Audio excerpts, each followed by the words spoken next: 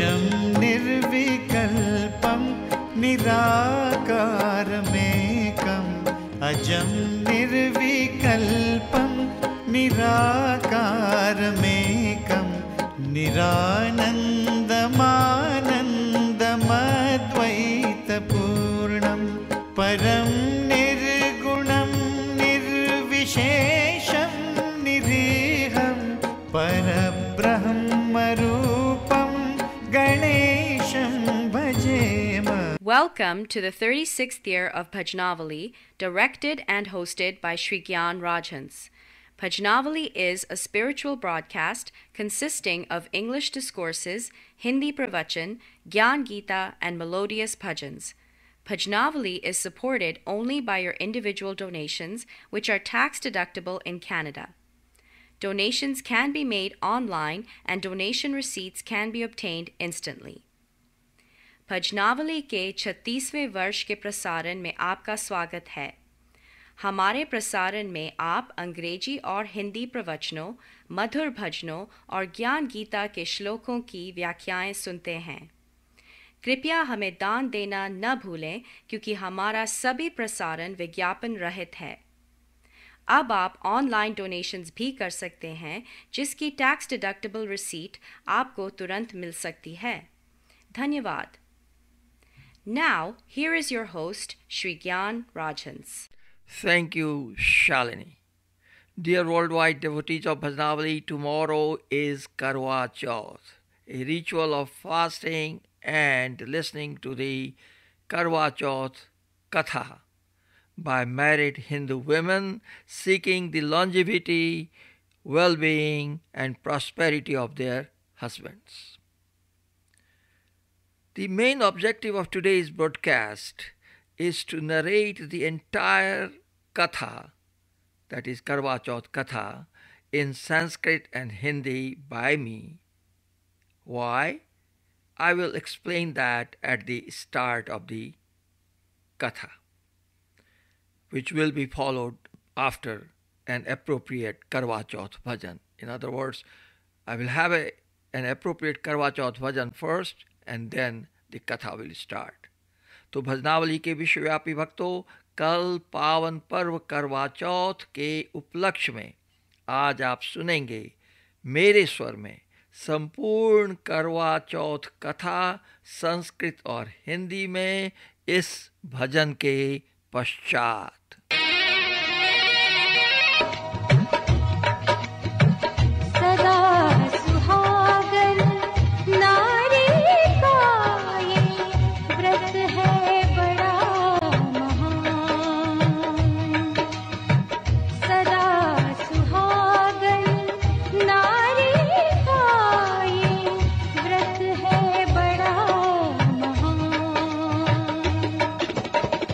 इस व्रत से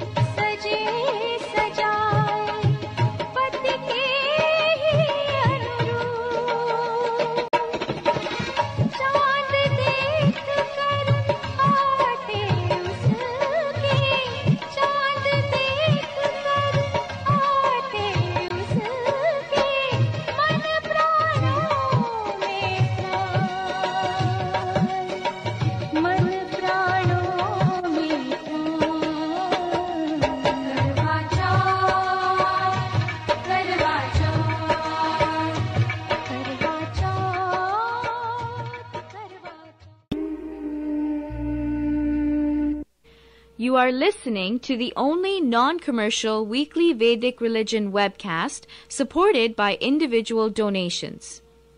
आप सुन रहे हैं वैदिक धर्म का एकमात्र विज्ञापन रहित साप्ताहिक प्रसारण.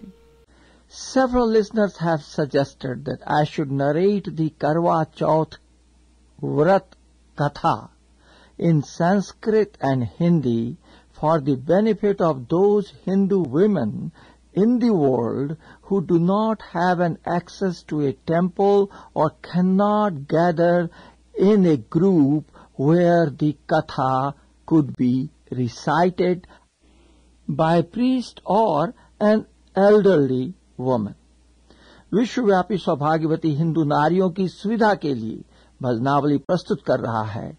करवा चौथ के शुभ अवसर पर संपूर्ण करवा चौथ व्रत कथा संस्कृत और हिंदी में बिना विलंब प्रस्तुत है. करवा चौथ व्रत कथा संस्कृत और हिंदी में. कथा सुनाने से पूर्व आपको यह बता दूं कि व्रतों की कथाओं के माध्यम से दैवी तथा आसुरी वृत्तियों का परिचय पाकर हम अपनी आत्मा को शुद्ध करते हैं.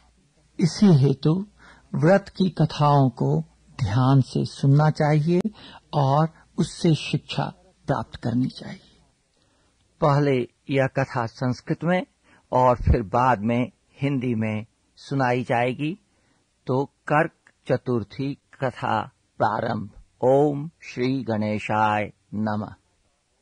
मान्धाता उवाच अर्जुने तु गते तप्तुम् इन्द्रकीली गिरिं प्रति विषण्ण मनसा शुभ्रू द्रौपदी समचिन्तयत् अहो किरीटिना कर्म समारबन्धं सुदुष्करम् बहवो विघ्नकर्तारो मार्गे वै परिपन्थिनः चिन्तयेत्वति सा देवी कृष्णा कृष्णं जगद्गुरुं भर्तु प्रियं चिकीर्षन्ति सा पृच्छत् विघ्न वारणम्. द्रौपदी उवाच कथयस्व जगन्नाथं व्रतम् एकं सुदुर्लभम् यत्कृत्वा सर्वविघ्नानि विलयं यान्ति तद्वद. श्री कृष्ण उवाच एवमेव महाभागे शंभु पृष्ठः किलो मया तस्यात् वचनं श्रुत्वा प्राह देवीं महेश्वर शृणु देवी वरारोहे वक्ष्यामि त्वां महेश्वरी सर्वविघ्न हरित्याहु करकाख्यां चतुर्थिकां. उवाच भगवन् कीदृशी प्रोक्ता चतुर्थी करकविदा विधानं कीदृशं प्रोक्तं केनेयं च पुराकृता.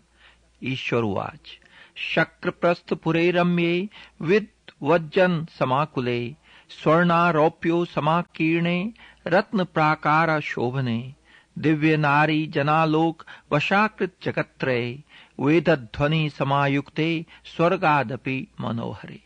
द्विजः तत्र वस्ता देशे विदाम्बरः पत्नी तस्यैव विप्रस्य नाम्ना लीलावती शुभा तस्यां सौजन्यामास पुत्रान् सप्तामितोजसः कन्यां वीरवती नाम्नीं सर्वलक्षण संयुताम् नीलोत्पलाभनयनां पूर्णेन्दु सदृशां नाम तां तु काले शुभदिने विधिवच्च तिजोत्तमः. तदो वेदांग विदुषे विप्राय विधि पूर्वकम् अवान्तरे भ्रातृ दारैश्चक्रे गौर्याव्रतं चौसा.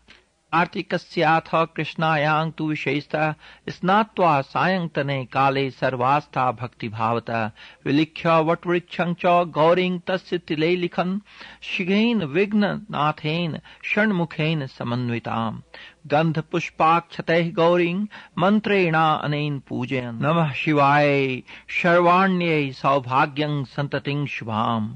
प्रपच्छ भक्तियुक्तानां नारीणां हरवल्लभे तस्याः पार्श्वे महादेवं विघ्ननाथं षडाननम्. पुनः पुष्पाक्षते धूपरे च पृथक् पृथक् पक्वानाक्षत सम्पन्नान् सदीपान् करकान् दश. तथा पिष्टक नैवेद्यं भोज्यं सर्वं अन्य वेदयन् प्रतीक्षन्त्यः स्त्रियः सर्वाश्चन्द्रम् अर्घ्यपरा स्थिता. विकलादीनां क्षुतृभ्यां परिपीडिता निपतिता महिपृष्ठे रुरुदः बान्धवा तथा समाश्वास्य चौवातैस्तां मुखं भ्युक्षवारिणा तद्भ्राता चिन्तयित्वैव मारुरोह महावटम् हस्ते चोल्कां समादाय ज्वलन्तां स्नेहपीडित भगिन्ये दर्शयामास चन्द्रव्याजोदितं तदा दृष्ट्वा चार्तिम् उत्सृज्य बुभुजे भाव संयुता चन्द्रोदयं तामाज्ञाय अर्घ्य दत्त्वा विधान्त तद्दोषेणामृतः त्वस्या पतिधर्मस्तूषितः पतिं तथा विधं दृष्ट्वा शिवमभि अर्च्य सा पुनः व्रतं निरशनं चक्रे या वत्संवत्सरो गतः चक्रुः संवत्सरे अतीते व्रतं तत्र भ्रातृयोषितः पूर्वोक्तेन विधानेन सापि चक्रे शुभानना तदा तत्र शची देवी कन्याभिः परिवारिता एतदेव व्रतं कर्तुम् आगता स्वर्गलोकतः वीरवत्या तथा अभ्या क्षमागम मद्भाग्यतः स्वयं तां मानुषीं देवी प्रपच्छ सकलं च सा वीरवती तदा पृष्टा प्रोवाच विनयन्विता अहं पतिगृहं प्राप्ता मूतोऽयं मे पतिप्रभः न जाने कर्मणः कस्य फलं प्राप्तं मयाधुना मम भाग्यवशात् देवी आगता सिंह महेश्वरी अनुगृह्णीष्व मां मातर्जीवयाशु पतिं मम इन्द्राणी उवाच त्वया पितृगृहे पर्व कुर्वत्या कर्क्रवतं वृथैव अर्घ्य तथा दत्तो विना चन्द्रोदयं शुभे तेन व्रतदोषेण स्वामी लोकान्तरं गतः इदानीं कुरु यत्नेन कर्कव्रतम् उत्तमम् पतिं ते जीविष्यामि व्रतस्या अस्य प्रभावतः श्रीकृष्ण उवाच तस्यात्ववचनं श्रुत्वा व्रतं चक्रे विधानतः प्रसन्ना सा भवद्देवी शक्रस्य प्राणवल्लभा तथा व्रतं कृतं देवी जलेनाभ्युक्ष तत्पतिं जीवयामाश्चेन्द्राणि देवच्च बभूवस ततः चागात् गृहं स्वीयं रेमे सा पतिना सह धनं धान्यं सुपुत्रांश दीर्घम् आयुः स लब्धवान् तस्मात् वयापि यत्नेन व्रतम् एतद्विधीयताम् सूतुवाच श्रीकृष्णस्य वचः श्रुत्वा चौकार द्रौपदी व्रतम् तद्व्रतस्य प्रभावेण जित्वा तान् कौरवान् रणे लेभिरे राज्यं तुलं पाण्डवा दुःखनाशनम् याः करिष्यन्ति सुभगा व्रतम् इत निशागमे तासां पुत्रा धनं धान्यं सौभाग्यं चातुलं यशः कर्कं क्षीर संपूर्णं तोय पूर्णम अथापि वा ददामि रत्न संयुक्तं चिरंजीवत मे पते इति मंत्रेण कर्कान् पदद्यात् द्विजसप्तमे स्वासिनीभ्यो दद्यात् आदद्याताभ्य एव च एवं व्रतं या कुरुते नारी सौभाग्य काम्यया सौभाग्यं पुत्र पौत्रादि लभते सुस्थिरां श्रियम्। मानधाता ने कहा कि इंद्रकील गिरी पर तप के लिए अर्जुन के चले जाने के बाद द्रौपदी खिन्न हो चिंता करने लगी कि अहो अर्जुन ने कठिन कर्म प्रारंभ किया है, इस कार्य में विघ्न डालने वाले शत्रु बहुत हैं। ऐसी चिंता कर द्रौपदी श्री कृष्ण जी से विघ्न को हटाने का उपाय पूछने लगी। द्रौपदी ने कहा, हे जगत के नाथ, आप मुझे ऐसा व्रत बतलावें कि जिसके करने से सभी विघ्न नष्ट हो जाए। कृष्ण जी ने कहा कि हे महाभागे, पार्वती ने शंकर जी से इसी प्रकार पूछा था। तब शंकर जी ने पार्वती से जो कहा था सो हे वरारोहे, उसी करक चतुर्थी नामक व्रत को मैं कहता हूँ। सुनो, जो सब प्रकार के विघ्नों को हरण करने वाला है। ने कहा, हे भगवान, वह करक चतुर्थी किस प्रकार का व्रत है तथा उसका विधान क्या है और पहले किसने किया है?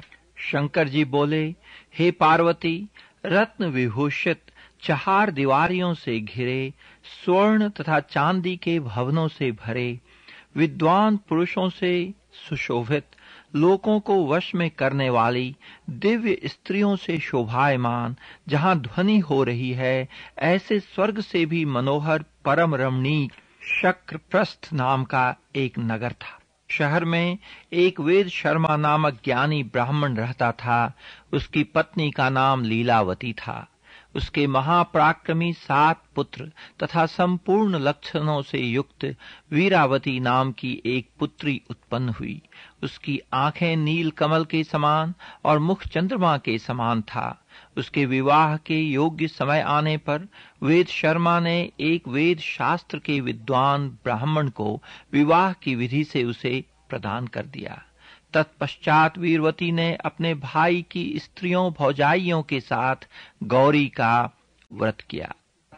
कार्तिक कृष्ण चतुर्थी के दिन व्रत उपवास कर सायंकाल में स्नान कर सबों ने भक्ति भाव से वट वृक्ष का चित्र बना। उसी के नीचे शंकर जी, गणेश जी तथा स्वामी कार्तिकेय जी के साथ पार्वती जी का चित्र बनाया और नमः शिवाय इस मंत्र से गंध, पुष्प, अक्षत आदि से गौरी का पूजन किया। फिर शिव जी, गणेश जी तथा षडानन का अलग अलग पूजन करती हुई पकवान, अक्षत तथा दीप से युक्त 10 करवा और गेहूं के पिसान और गुड़ से बना नैवेद्य एवं और भी अनेक प्रकार के फलादि भोज्य पदार्थों को अर्पण किया। तत्पश्चात अर्घ देने के लिए चंद्रोदय की प्रतीक्षा करने लगीं। बीच में वह बाला वीरवती भूख प्यास की पीड़ा से मूर्छित हो पृथ्वी पर गिर पड़ी। तब उसके बांधव रुदन करने लगे।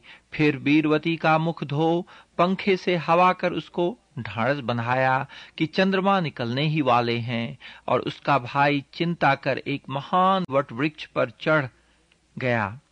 बहन के प्रेम से दुखी उसका भाई जलती हुई लुकारी चंद्रमा का बहाना कर उसे दिखा दिया। उसे चंद्रमा का उदय जान दुख को त्याग विधान से अर्घ्य देकर भोजन किया। इस प्रकार व्रत के दूषित होने के कारण उसका पति मर गया। तब वीरवती अपने पति को मरा देख पुनः शिवजी का पूजन कर 1 वर्ष तक निराहार व्रत किया। वर्ष के समाप्त होने पर करक चतुर्थी का व्रत फिर भौजाइयों ने किया और पूर्वोक्त विधान से वीरवती ने भी व्रत किया। तब उसी दिन देव कन्याओं के साथ इंद्राणी वहां करक चतुर्थी का व्रत करने के लिए स्वर्ग लोक से पधारी और वह स्वयं वीरवती के पास चली गईं। वीरवती से इंद्राणी ने सब बातें पूछी। तब विनय पूर्वक वीरवती ने कहा कि जब मैं करक चतुर्थी का व्रत कर अपने पति के घर आई तो मेरा पति मर गया। हमें नहीं ज्ञात कि मेरे किस पाप कर्म का फल मिला।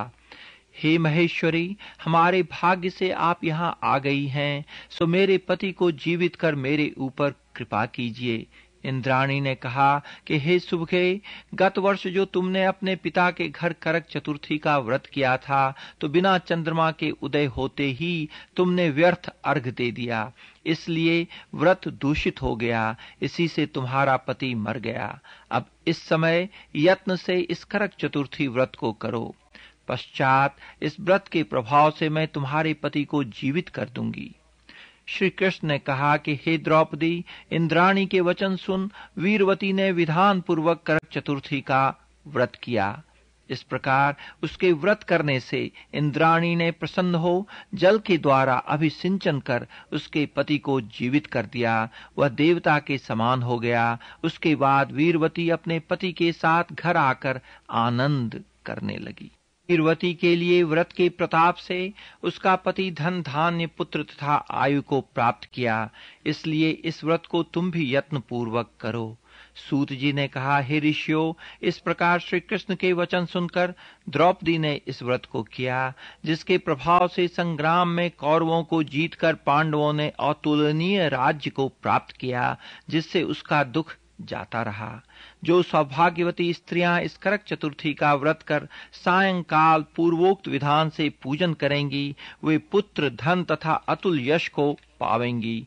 करक इस मंत्र को पढ़कर दुग्ध अथवा जल से पूर्ण कलश में पंचरत्न डालकर ब्राह्मण को दे और कहे कि हे गणेश जी, इस करक अर्थात करवा दान से मेरे पति बहुत काल तक जीवित रहें, मेरा सौभाग्य सदा बना रहे। सुहागिन स्त्रियों को भी दे और उनसे ले भी। इस प्रकार के व्रत को सौभाग्य की इच्छा वाली जो स्त्री करेगी वह सौभाग्य, पुत्र और अचल लक्ष्मी को पावेगी। इति करक चतुर्थी व्रत कथा भाषा टीका सहिता समाप्ता। You are listening to the only non-commercial weekly Vedic religion webcast supported by individual donations. आप सुन रहे हैं वैदिक धर्म का एकमात्र विज्ञापन रहित साप्ताहिक प्रसारण। Please remember, donations can be made online by visiting our homepage. Any donation, small or large, will help us continue this commercial-free webcast. यदि आपको हमारा प्रसारण पसंद है तो कृपया हमें दान देना न भूलें। अब आप ऑनलाइन डोनेशंस भी कर सकते हैं। आपका छोटा से छोटा दान भी हमारे लिए मूल्यवान साबित होगा। तो बस आज इतना ही। हैप्पी करवा चौथ। बहनों नाचो गाओ, करवा चौथ मनाओ। बहनों नाचो गाओ, करवा चौथ मनाओ। अपने पति परमेश्वर की उम्र बढ़ाओ। पति परमेश्वर की उम्र बढ़ाओ। बहनों नाचो गाओ, करवा चौथ मनाओ। बहनों नाचो गाओ, करवा चौथ मनाओ। अपने पति परमेश्वर की उम्र बढ़ाओ। पति परमेश्वर की उम्र बढ़ाओ।